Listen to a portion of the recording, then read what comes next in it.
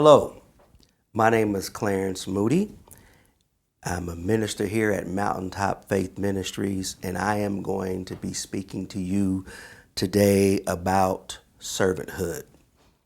The objective is to define servanthood, and then I'm going to ask a big question. The outcome is for you to understand the essence of service or the quality and substance of service. So let's get started. So when you look at servanthood, I want to draw your attention to the root word, which is serve, and also the word family, which is servant, service, or serving. When you look at the scripture, and I'm going to use two scriptures initially to help us define what service is and draw out the big question. So when we look at Deuteronomy 10:12 through 13, it says, "And now, Israel, what does the Lord require of you?" That is the big question as it relates to servanthood or service. What does the Lord require of you?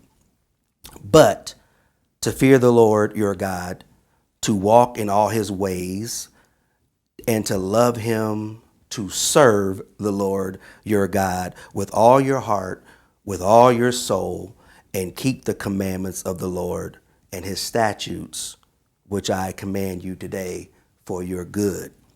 So let's just review this real quick. So the big question is, what does the Lord require?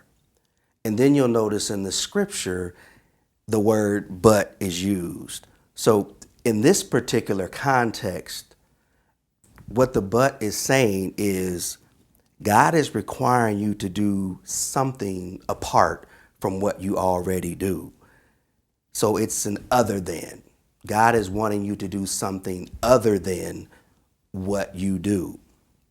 And that's key. That's a key point in that scripture. We also are going to look at Matthew 4, verse 10.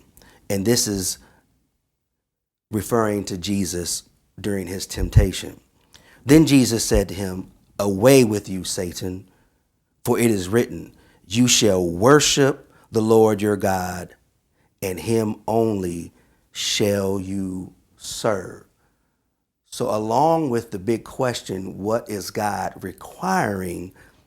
God is establishing a priority for us as it relates to servanthood.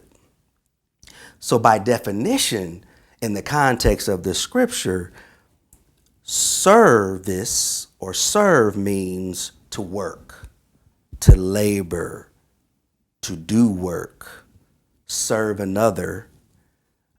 It means you are responding to someone and also taking action. In addition to, you are giving of yourself. So that is what serve means, or servanthood. That is what that means. Again, you work, you labor, you serve another, you are responding, you're taking an action, and you are giving of yourself. So how does all of this apply to you and me? The practical application. I would like to break it down into 4 key points, and I'm going to give you these points. So the 4 key points to service or servanthood is: 1, you have to make a choice. It's about your mindset. 2, relationship. 3, purpose. And then the last point, 4, is leadership. Notice 2 of the 4 points are directed at God, and then the other 2 points are directed at your fellow man. Take that in, breathe that in for a moment. That's again critical. So now let's go deeper. Let's break down these 4 points. So when you think about choice and mindset, I want to go to the scripture.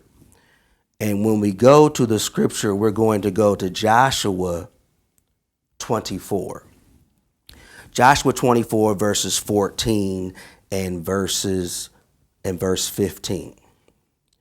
So when you read the scripture, verse 14 says, "Now therefore, fear the Lord, serve him in sincerity and in truth, and put away the gods which your fathers served on the other side of the river and in Egypt.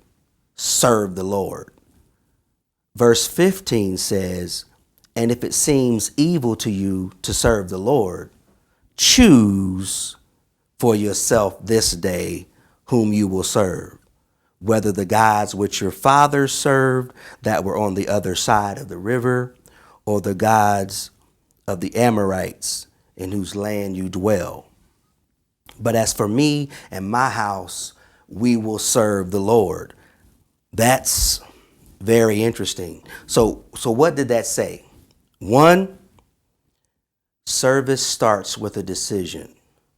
Two, you have to be authentic with your service. I'll say that again. You have to be authentic with your service. So let's go to the next point, relationship. So when you look at 1 Samuel 12:24, 1 Samuel 12:24, it says here, "Only fear the Lord and serve him in truth with all your heart. For consider what great things he has done for you." So now that's very interesting.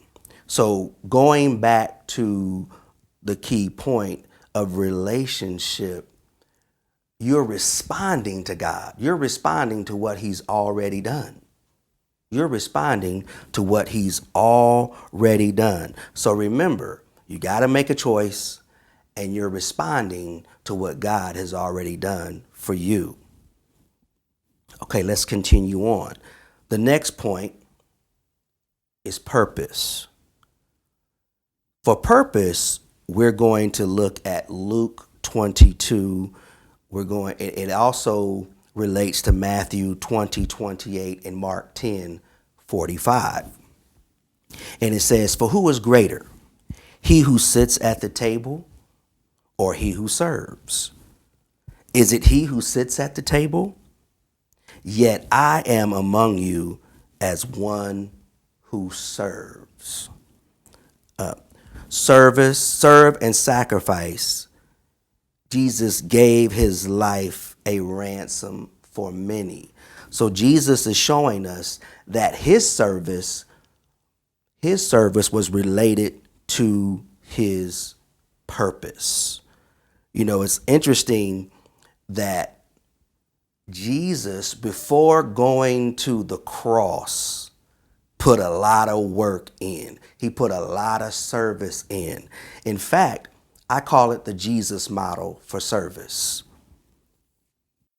So as we continue to look at the example that Jesus set for us, I want to draw your attention to John 13:15.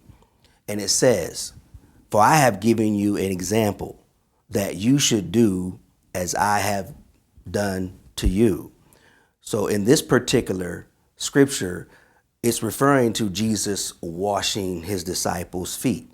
That is an act of service. Note, Jesus is showing us how to be a servant. He's showing us how to be an attendant. He's showing us how to minister.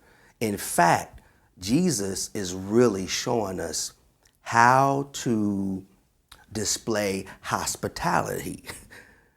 You know, Jesus has provided us with a model. The manner in which Jesus served was directly connected to his purpose. The final key point is leadership. We're going to look at Philippians 2:1-4, with our focus being on verses 3 and 4. "Let nothing be done through selfish ambition or conceit, but in lowliness of mind, let each esteem others better than himself. Let each of you look out not only for his own interest, but also for the interest of others. So how does that relate to servanthood? Well, your service is not about you. You are not the beneficiary of your service. Others are.